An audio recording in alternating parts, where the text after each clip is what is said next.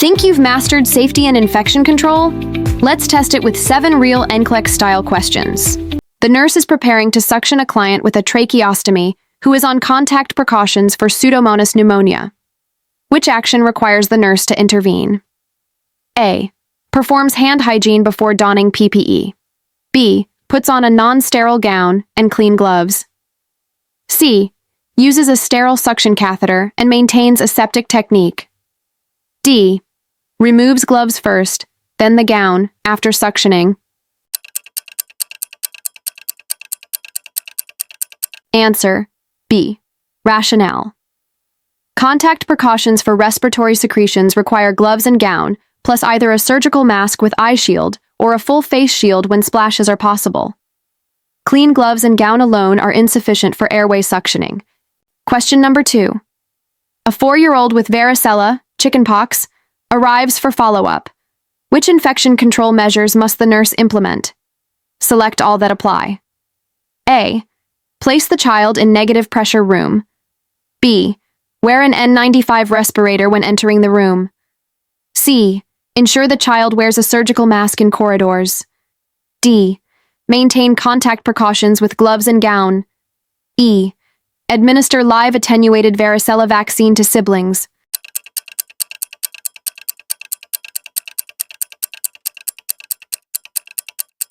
Answers A, B, D. Varicella spreads via airborne and contact routes.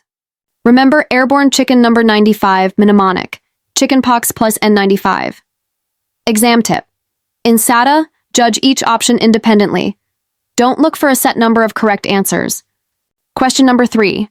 Rank the steps for removing contaminated PPE after caring for a client with Clostridioides difficile in the correct order.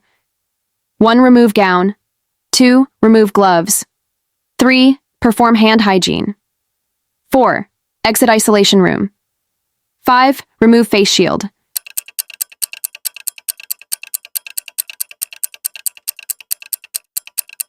Correct order: 2, 1, 5, 4, 3. Question number 4. A nurse is caring for a client with tuberculosis who is on airborne precautions. Which of the following actions by the nurse indicates a need for further education? A. The nurse wears an N95 respirator when entering the room. B. The nurse places the client in a negative pressure room. C. The nurse keeps the client's door closed at all times. D.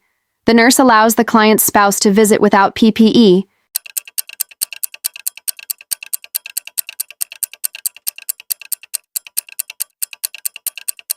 Answer: D. Visitors must also follow airborne precautions when entering a room with a client who has TB, including wearing a mask and following hand hygiene. Allowing entry without PPE violates infection control. Default text. The nurse is preparing to administer an injection to a client. Which actions promote safe injection practices? Select all that apply. A. Using a new sterile syringe for each injection. B. Recapping the needle after use to avoid accidents. C. Activating the safety device immediately after injection. D. Cleaning the injection site with alcohol prior to administration. E. Storing multi-dose vials in the client's room for convenience.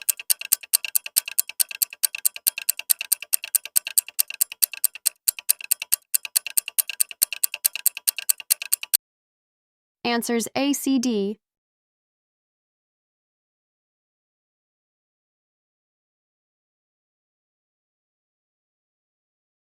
Question number 6.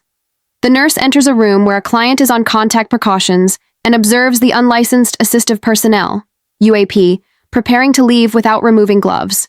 What should the nurse do first? A. Tell the UAP to remove gloves before touching the hallway door. B. Report the UAP's behavior to the charge nurse. C. Escort the UAP to the hand-washing sink. D. Ask the UAP if they received training on PPE use.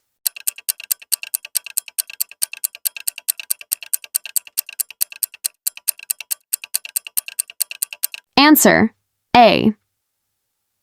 The immediate priority is preventing the spread of contamination. Stopping the UAP from touching clean surfaces, e.g. door handle, with contaminated gloves protects others. Question number 7. A nurse is floated to a unit where she has no prior experience. The charge nurse assigns her to care for a client with a chest tube and complex wounds. What is the best response by the nurse?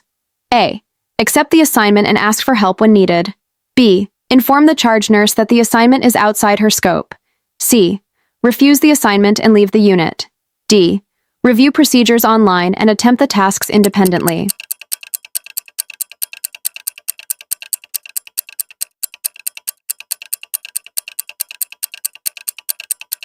Answer: B. Nurses must advocate for patient safety and their own scope of competence. Accepting a complex case without experience may lead to harm.